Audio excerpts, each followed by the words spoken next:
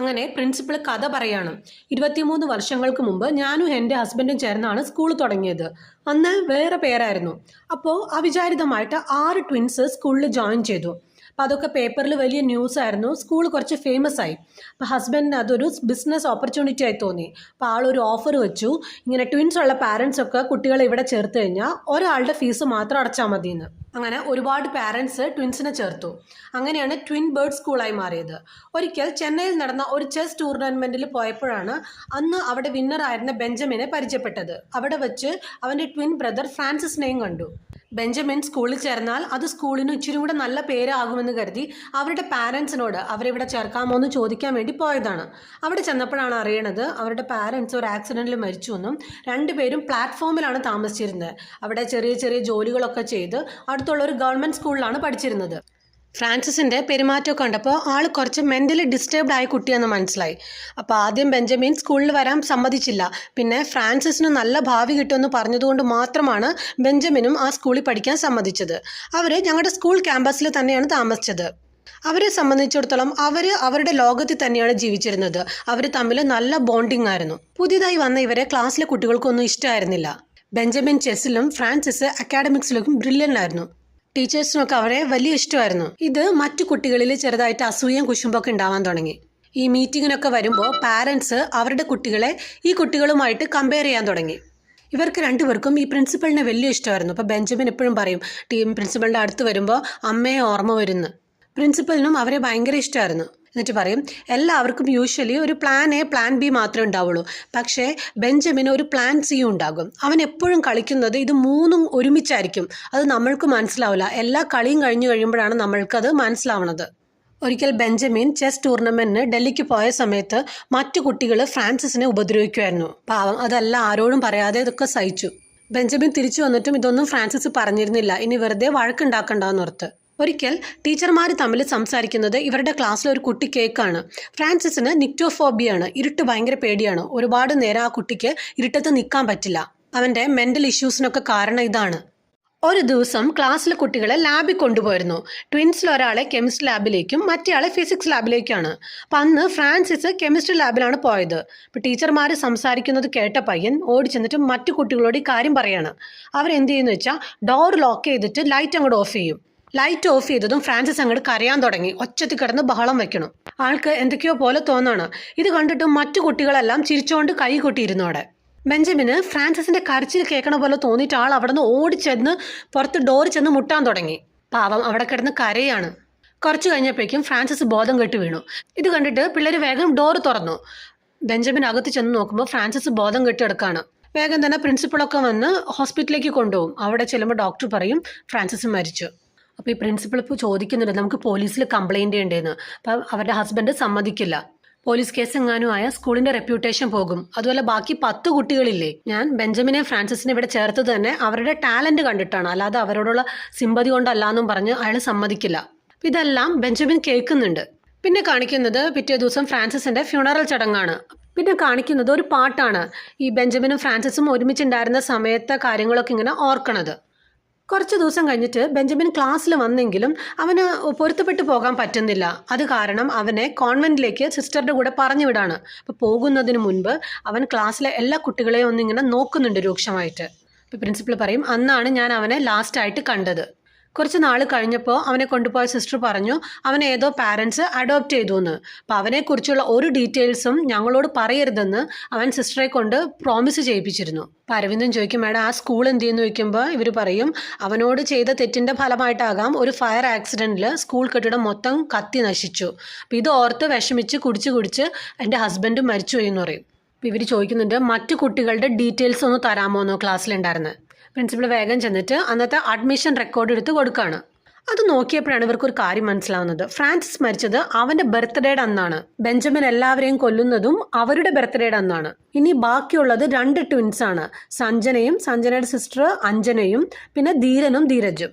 പിന്നെ കാണിക്കുന്നത് അരവിന്ദൻ സഞ്ജനയുടെ വീട്ടിലേക്ക് ചെല്ലാണ്. ACP കണ്ടതും സഞ്ജന ഓടി ചെല്ലുന്നുണ്ട്.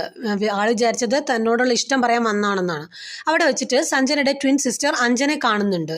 അപ്പോൾ അവിടെ അവരുടെ അടുത്ത് ഈ കാര്യങ്ങളൊക്കെ പറയാണ്. അപ്പോൾ അരവിന്ദൻ സഞ്ജനയും അഞ്ജനയും അവരുടെ സേഫ്റ്റിക്ക് വേണ്ടിയിട്ട് മനോഹറിൻ്റെ വീട്ടിലേക്ക് താമസിപ്പിക്കുകയാണ്. അപ്പോൾ അവിടെ ചെല്ലുമ്പോൾ മനോഹർ പറയുന്നുണ്ട്, മറ്റുള്ള ക്ലാസ്മേറ്റ്സിനെയൊക്കെ ചോദ്യം ചെയ്തപ്പോൾ സുരേന്ദ്രനും താരയ്ക്ക് സംഭവിച്ചതുപോലെ അവരെ കൊണ്ട് തന്നെ അവരുടെ ട്വിൻസിനെ കൊല്ലിച്ചിട്ടുണ്ട്. പലരും ബോഡി ഐഡൻറ്റിഫൈ ചെയ്യാഞ്ഞത് ഇവരാണ് കൊന്നതെന്ന് കണ്ടുപിടിച്ചാലോ എന്ന് ഓർത്താണ്. അവിടെ നിന്ന് പിന്നെ ധീരൻ്റെയും ധീരജിൻ്റെയും കടയിലേക്ക് ചെല്ലാണ്. അപ്പോൾ അവിടെ അന്വേഷിച്ചപ്പോൾ അറിയാൻ കഴിഞ്ഞത് അവരിപ്പോൾ കടയിലേക്ക് വരാറില്ല എന്ന് പറയും. വരുമ്പോൾ എന്നെ വിളിക്കണമെന്നും പറഞ്ഞിട്ട് അവിടെ നിന്ന് പോവാണ്.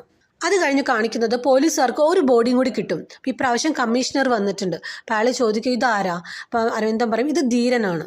എല്ലാ മരിച്ചവരും അന്ന് ഫ്രാൻസിസ് മരിച്ചപ്പോൾ ഫിസിക്സ് ലാബിൽ ഉണ്ടായിരുന്നവരാണ്.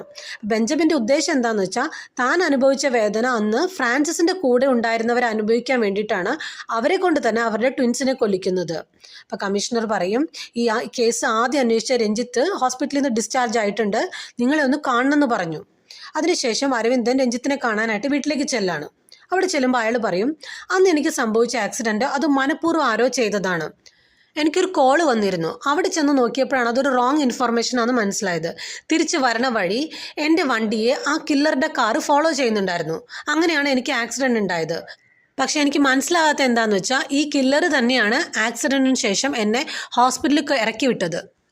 തിരിച്ചു വരണ വഴി പ്രിൻസിപ്പൾ അരവിന്ദനെ വിളിക്കുകയാണ്. എന്നിട്ട് പറയും എനിക്കൊരു കാര്യം പറയാനുണ്ട്, എനിക്കൊരു പ്രോമിസ് തരണം, ഞാൻ ഈ പറയുന്ന കാര്യം കേട്ടിട്ട് ബെഞ്ചമിൻ്റെ ലൈഫിന് ഒരാപത്തും ഉണ്ടാവില്ല എന്ന്. അപ്പോൾ അരവിന്ദൻ ചോദിക്കുക എന്താന്ന്. അപ്പോൾ ഇവർ പറയും എല്ലാ വർഷവും ഫ്രാൻസിസ് മരിച്ച ദിവസം ഞാൻ ആ കല്ലറയിൽ പോയി പൂ വയ്ക്കാറുണ്ട്. പക്ഷേ ഞാൻ അവിടെ എത്തുന്നതിന് മുൻപ് ആരും അവിടെ കുറേ പൂക്കൾ വച്ചിട്ട് പോവാറുണ്ട്. എനിക്ക് തോന്നുന്നത് അത് ബെഞ്ചമിൻ ആണെന്നാണ്. നാളെയാണ് ഫ്രാൻസിസ് മരിച്ച ദിവസം. അപ്പോൾ രാത്രി തന്നെ അരവിന്ദൻ കല്ലറയുടെ അടുത്ത് ഒളിച്ചിരിക്കുകയാണ്. കുറച്ച് സമയം കഴിയുമ്പോൾ ഒരു കറുത്ത കാറ് വരും. അതിൽ നിന്ന് ഒരു ഹുഡിയൊക്കെ വെച്ച ആൾ കയ്യിൽ കുറേ ചുമന്ന റോസാപ്പൂക്കളുമായിട്ട് ആ കല്ലറയിലേക്ക് വരികയാണ്. അവിടെ വന്നിട്ട് പൂക്കൾ വയ്ക്കും. പെട്ടെന്ന് അരവിന്ദൻ പുറകെ വന്ന് തോക്ക് ചൂണ്ടും. പക്ഷേ ഇയാൾ തിരിഞ്ഞ് ആ തോക്ക് തട്ടി മാറ്റിയിട്ട് ഓടും. അപ്പോൾ മുഖം മറച്ചത് കാരണം ആളെ അരവിന്ദന് കാണാൻ പറ്റില്ല. പക്ഷെ നമ്മളെ കാണിക്കുന്നുണ്ട് അത് മനോഹറാണ്. അരവിന്ദൻ അയാളെ ഫോളോ ചെയ്ത് പോകും. അപ്പോൾ ഇതൊക്കെ നോക്കിക്കൊണ്ട് ഇവരെ ഫോളോ ചെയ്ത് വേറൊരാളും ഉണ്ടാകും. കുറേ ദൂരം ഫോളോ ചെയ്തെങ്കിലും അരവിന്ദന് പിടിക്കാൻ പറ്റില്ല. വേഗം തന്നെ മനോഹറിൻ്റെ വീട്ടിലേക്ക് ചെല്ലുമ്പോൾ അവിടെ അയാളുണ്ട്.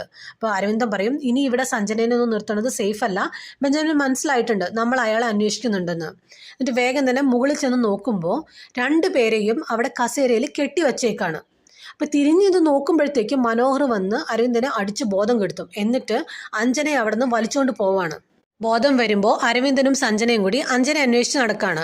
അപ്പോഴാണ് പോണ വഴിക്ക് പണി നടക്കണ ഒരു മാള് കാണുന്നത്. അന്ന് സുരേന്ദ്ര പറഞ്ഞത് ഓർമ്മ വരികയാണ്, ഇവർ ചെന്നിരുന്നത് ഒരു കൺസ്ട്രക്ഷൻ നടക്കണ മാളിലാണെന്ന്. അവിടേക്ക് വേഗം തന്നെ ചെല്ലും. അപ്പോൾ മേളിലേക്ക് കയറി ചെല്ലുമ്പോൾ മനോഹറിനെ അവിടെ കാണാണ്. പിന്നെ ചെറിയൊരു ഫൈറ്റ് സീനാണ്. ഇതിനിടയിൽ സഞ്ജന താഴെ അഞ്ജനെ അന്വേഷിച്ച് നടക്കുകയാണ്. വേഗം തന്നെ അരവിന്ദൻ തോക്കെടുത്തിട്ട് താഴെ നിന്ന് സഞ്ജനയ്ക്ക് എറിഞ്ഞു കൊടുക്കുകയാണ്. എന്നിട്ട് പറയും ഒരു ലിഫ്റ്റ് വരണ ഒച്ച ഇങ്ങനെ കേൾക്കാം. മനോഹർ ലിഫ്റ്റിൽ താഴേക്ക് വരുന്നുണ്ട്, ഷൂട്ട് ചെയ്യാൻ പറയും. ലിഫ്റ്റ് തുറന്നു വരുന്നതും സഞ്ജന കണ്ണടച്ചിട്ട് ഷൂട്ട് ചെയ്യാണ്. നോക്കുമ്പോൾ കൈയും വായും ഒക്കെ കെട്ടി അഞ്ജനയായിരുന്നു വന്നത്. സഞ്ജന അറിയാതെ ഷൂട്ട് ചെയ്യും. ആള് മരിച്ചു പോവാണ്. അപ്പോൾ നമ്മളൊരു ഫ്ലാഷ് ബാക്ക് കാണിക്കുന്നുണ്ട്. ഈ ഫൈറ്റിനിടയിൽ മനോഹർ അരവിന്ദൻ്റെ ചെസ്റ്റിൽ ഫ്രാൻസിസ് എന്ന് പച്ച കുത്തിയേക്കണ കാണും. സഞ്ജന കണ്ണു തുറന്നു നോക്കുമ്പോൾ തൻ്റെ സിസ്റ്ററാണ് മരിച്ചെടുക്കണമെന്ന് മനസ്സിലാവും. അപ്പോഴേക്കും ACP രഞ്ജിത്തും എത്താണ്. പിന്നെ കാണിക്കുന്നത് അരവിന്ദനെ സ്റ്റേഷനിൽ കൊണ്ടുപോയി ചോദ്യം ചെയ്യാണ്. ഇപ്പോൾ രഞ്ജിത്ത് ചോദിക്കുന്നുണ്ട് ഇത്രയും വർഷമായിട്ടും നിൻ്റെ മനസ്സിൽ നിന്ന് ഈ പകയൊന്നും പോയില്ലേന്ന്. അപ്പോൾ അരവിന്ദൻ പറയും ഇല്ല, കൂടിയിട്ടേ ഉള്ളൂ. ഫ്രാൻസിസ് ഇല്ലാത്ത ജീവിതം ഞാൻ സ്വപ്നത്തിൽ പോലും വിചാരിച്ചിട്ടില്ല. ചെയ്ത തെറ്റിനെക്കുറിച്ച് ഒരു പശ്ചാത്താപവുമില്ലാതെ എല്ലാവരും ഹാപ്പി ആയിട്ട് മൂവ് ഓൺ ചെയ്തു. ഞാൻ അനുഭവിച്ചത് അവരും അനുഭവിക്കണമെന്ന് അന്ന് ഞാൻ തീരുമാനിച്ചതാണ്. സാധാരണ ഒരു മനുഷ്യനായിട്ടാണ് ഞാനിത് ചെയ്യണമെങ്കിൽ പോലീസ് എന്തായാലും പിടിക്കും. അപ്പോൾ ഈ കേസ് അന്വേഷിക്കുന്ന പോലീസ് ഓഫീസറായിട്ട് ചെയ്താലോ? അപ്പോൾ കുഴപ്പമില്ലല്ലോ. അതുകൊണ്ടാണ് IAS കിട്ടിയിട്ടും ഞാൻ IPS തന്നെ തിരഞ്ഞെടുത്തത്. എല്ലാവരെയും അത് കഴിഞ്ഞ് ഞാൻ ട്രാക്ക് ചെയ്തു. പക്ഷെ 2 പേരെ മാത്രം എനിക്ക് കിട്ടിയില്ല, സഞ്ജനേനും ധീരനെയും കുറിച്ച്. അതിന് വേണ്ടിയിട്ടാണ് ട്വിൻ ബേർഡ് സ്കൂളിനെ ഇതിലേക്ക് കൊണ്ടുവന്നത്. അവരുടെ ഡീറ്റെയിൽസ് എനിക്ക് അന്ന് പ്രിൻസിപ്പളിൻ്റെ കയ്യിൽ നിന്ന് കിട്ടി. കമ്മീഷണർ ഈ കേസ് ആദ്യം നിങ്ങൾക്കാണ് തന്നത്. നിങ്ങളെ കൊല്ലണമെന്നൊന്നും എനിക്ക് ഉദ്ദേശം ഉണ്ടായിരുന്നില്ല. അതുകൊണ്ടാണ് നിങ്ങളെ ഞാൻ ആക്സിഡൻറ്റിന് ശേഷം ഹോസ്പിറ്റലിൽ കൊണ്ടുവന്നിട്ടത്. വിചാരിച്ച പോലെ തന്നെ അത് കഴിഞ്ഞ് കേസ് എനിക്ക് കിട്ടി. എല്ലാം ഞാൻ വിചാരിച്ച പോലെ തന്നെയായിരുന്നു. അപ്പോഴാണ് നിങ്ങളെ കാണാൻ ഞാൻ വരണത്. പക്ഷെ നിങ്ങൾക്കെന്തോ എന്നെ ഒരു സംശയം തോന്നി. നിങ്ങൾ വിട്ട ആൾ എന്നെ ഫോളോ ചെയ്യാൻ തുടങ്ങി. നിങ്ങളുടെ ശ്രദ്ധ എന്നിൽ നിന്ന് മാറ്റാൻ വേണ്ടിയിട്ടാണ് ഞാൻ മനോഹരെ ഇതിലേക്ക് വലിച്ചിട്ടത്. ഫോൺ വിളിച്ചിട്ട് കില്ലറാണെന്ന് പറഞ്ഞ് മനോഹരെ ഭീഷണിപ്പെടുത്തി, മോനെ കൊല്ലുമെന്ന് പറഞ്ഞു. അങ്ങനെയാണ് ഈ കില്ലറുടെ വേഷം മനോഹറിനെ ഞാൻ ഇടിക്കണത്. രഞ്ജിത്ത് പറയുന്നുണ്ട്, ഇത്രയും മാസ്റ്റർ പ്ലാൻ ഉണ്ടാക്കിയിട്ടും നിങ്ങൾ എങ്ങനെ കുടുങ്ങിയെന്ന് അറിയണ്ടേ? അന്ന് എന്നെ കാണാൻ വന്നപ്പോൾ നിങ്ങളുടെ ലൈറ്റർ ഞാൻ കണ്ടു. അത് അന്ന് ആക്സിഡന്റിന് ശേഷം എന്നെ കില്ലർ ഹോസ്പിറ്റലിലേക്ക് കൊണ്ടുപോകുമ്പോൾ ഞാൻ അയാളുടെ വണ്ടിയിലും ഇതേ ലൈറ്റർ കണ്ടിട്ടുണ്ട്. എനിക്ക് സംശയം തോന്നി. ഞാൻ നിങ്ങളുടെ ബയോഡാറ്റ ചെക്ക് ചെയ്തപ്പോൾ നിങ്ങൾ നിങ്ങളുടെ പാരൻസിൻ്റെ ബയോളജിക്കൽ സൺ അല്ലെന്ന് മനസ്സിലായി. നിങ്ങളെ ചെന്നൈയിൽ നിന്ന് അഡോപ്റ്റ് ചെയ്തതാണ്. ഒരു ദിവസം നിങ്ങളില്ലാത്ത സമയത്ത് ഞാൻ നിങ്ങളുടെ വീട്ടിൽ വന്നിരുന്നു. അവിടെ വരുമ്പോൾ എല്ലാം 2 പേഴ്സ്, ഡ്രസ്സും ഷൂസും ഒക്കെ. അവിടെ വെച്ച് നിങ്ങളുടെയും ഫ്രാൻസിസിൻ്റെ ഫോട്ടോ ഞാൻ കണ്ടു. ഫോൺ ട്രാക്ക് ചെയ്തിട്ടാണ് ഇവിടെ വന്നത്. ഇത്രയും പ്ലാൻ ചെയ്തിട്ടും ഒരു ചെറിയ ലൈറ്ററിൻ്റെ മിസ്റ്റേക്കിൽ നിങ്ങൾ പെട്ടു. ആനയ്ക്കും അടിപതറും. അരവിന്ദൻ ഇതെല്ലാം കേട്ട് ഇങ്ങനെ ഇരിക്കുകയാണ്. പിന്നെ കാണിക്കുന്നത് കോടതി അരവിന്ദന് ഡെത്ത് പെനാൽറ്റി കൊടുക്കുകയാണ്. രാത്രി പോലീസ് ഹെഡ്ക്വാർട്ടേഴ്സിൽ രഞ്ജിത്തും മനോഹറും ഇങ്ങനെ സംസാരിച്ചുകൊണ്ട് വരാണ്. അപ്പോൾ രഞ്ജിത്ത് പറയുന്നുണ്ട്, ഇന്നത്തെ പ്രസ് മീറ്റിൽ ആ മരിച്ച വിക്ടിംസിൻ്റെ എല്ലാ ട്വിൻ ബ്രദേഴ്സും വന്നിരുന്നു. ആ ധീരനും ധീരജും മാത്രം ഉണ്ടായിരുന്നില്ല. അപ്പോൾ നോക്കുമ്പോൾ ഒരാൾ ഓടി വന്ന് ഇവർ ഇടിക്കുകയാണ്. അപ്പോൾ രഞ്ജിത്ത് ആളെ കാണുമ്പോൾ ചോദിക്കും, നീ ആ ഫിനാൻസ് റോബറി കേസിൽ അറസ്റ്റ് ചെയ്തതല്ലേ? നീ ജയിലിലല്ലേ? പിന്നെ എങ്ങനെ പുറത്തു വന്നത്? അപ്പോൾ അവൻ പറയും, അത് ഞാനല്ല, എൻ്റെ ട്വിൻ ബ്രദർ ധീരനാണ്. ഞാൻ ധീരജ്. ഇന്ന് രാവിലെ ന്യൂസിലാണ് ബെഞ്ചമിനെ കുറിച്ച് കണ്ടത്. എൻ്റെ ബ്രദറെ നിങ്ങൾ രക്ഷിക്കണം. അപ്പോൾ മനോഹർ അന്ന് ആ പ്രിൻസിപ്പൾ പറഞ്ഞത് ഓർമ്മ വരാണ്. എല്ലാവർക്കും പ്ലാൻ എ പ്ലാൻ ബി ഉണ്ടാവും, ഇവന് മാത്രം ഒരു പ്ലാൻ സിയും കൂടെ ഉണ്ടാവും എന്ന് പറഞ്ഞത്. ഇവർ രണ്ടുപേരും വേഗം തന്നെ ജയിലിലേക്ക് ചെല്ലാണ്. ഇപ്പം നമ്മളൊരു ഫ്ലാഷ് ബാക്ക് കാണിക്കുന്നുണ്ട്. അന്ന് ധീരനെ ധീരജിനെ അന്വേഷിച്ച് അരവിന്ദൻ ഷോപ്പിൽ പോയപ്പോൾ തിരിച്ചിറങ്ങാൻ നേരം ഈ ഷോപ്പിലുള്ളവരെന്തോ ഇങ്ങനെ സംസാരിക്കണമാണ്. അപ്പം എന്താണെന്ന് അവരോട് ചോദിക്കുമ്പോൾ അവർ പറയുന്നുണ്ട്, സാർ ധീരനെ അല്ലേ സാറ് മറ്റേ ഫിനാൻസ് റോബറി കേസിൽ അറസ്റ്റ് ചെയ്ത് ജയിലിലാക്കിയതെന്ന്. അപ്പോഴാണ് അരവിന്ദന് മനസ്സിലാവണത് അന്ന് ആ റോബറി കേസിൽ പിടിച്ചതായിരുന്നു ധീരനെന്ന്. അയാൾ ജയിലിലായതുകൊണ്ട് ഇപ്പോൾ ഒന്നും ചെയ്യാൻ പറ്റില്ല. ഇവരവിടെ ചെല്ലുമ്പോൾ അരവിന്ദൻ ധീരനെ ഇങ്ങനെ ആ വാട്ടർ ടാങ്കിൽ ഇങ്ങനെ മുക്കി പിടിച്ചുകൊണ്ടിരിക്കുകയാണ്. അയാൾ മരിച്ചു. എന്നിട്ട് പറയും, എനിക്ക് ഡൗട്ട് ഉണ്ടായിരുന്നു നിങ്ങൾ എൻ്റെ ലൈറ്റർ കണ്ടിട്ടുണ്ടാകുന്നു. നിങ്ങൾ ഇതിൽ എന്നെ അറസ്റ്റ് ചെയ്യാൻ വേണ്ടിയിട്ട് തന്നെയാണ് ഞാൻ മനഃപൂർവ്വം ചെയ്തത്. എന്നിട്ട് മനോഹരോട് പറയും, ഞാൻ അനുഭവിച്ച ഒറ്റപ്പെടൽ നിന്റെ മകൻ ഒരിക്കലും അനുഭവിക്കരുത്. ഞാൻ മരിച്ചു കഴിഞ്ഞാൽ എൻ്റെ ഹാർട്ട് നിനക്കുള്ളതാണ് എന്നും പറഞ്ഞുകൊണ്ട് ആ കയ്യിലുണ്ടായിരുന്ന മെഡിസിൻസ്, പണ്ട് ആ ഗോഡൗൺ റെയ്ഡ് ചെയ്തപ്പോൾ കുറച്ച് ഗുളിക അന്ന് ഒരു നർക്കോട്ടിക് ഓഫീസർ പറഞ്ഞല്ലോ ഇത് കഴിച്ചു കഴിഞ്ഞാൽ പെർമനൻറ്റ് ബ്രെയിൻ ഡാമേജ് വരുന്ന, ആ ഗുളിക കുറച്ച് കയ്യിലെടുത്ത് വെച്ചിരുന്നു. അതെടുത്ത് കഴിക്കുകയാണ്. അങ്ങനെ അരവിന്ദൻ മരിച്ചു വീഴാണ്. ബ്രെയിൻ ഡെഡ് ആയതുകൊണ്ട് ബാക്കി ഓർഗൻസിനൊന്നും കുഴപ്പമുണ്ടായിരുന്നില്ല. പിന്നെ കാണിക്കുന്നത് മനോഹറും കൊച്ചും കൂടി അരവിന്ദൻ്റെ കല്ലറയുടെ അവിടെ കൊണ്ട് പൂക്കൾ വയ്ക്കണതാണ്. അപ്പോൾ നമ്മൾ മനോഹറിൻ്റെ ചെസ്റ്റ് കാണിക്കുന്നുണ്ടെങ്കിൽ ഹാർട്ട് ഓപ്പറേഷൻ നടത്തിയതിൻ്റെ. എല്ലാവർക്കും സിനിമ ഇഷ്ടമായെന്ന് വിചാരിക്കുന്നു. വേറൊരു മൂവിയുമായി അടുത്ത വീഡിയോയിൽ കാണാം. ബൈ.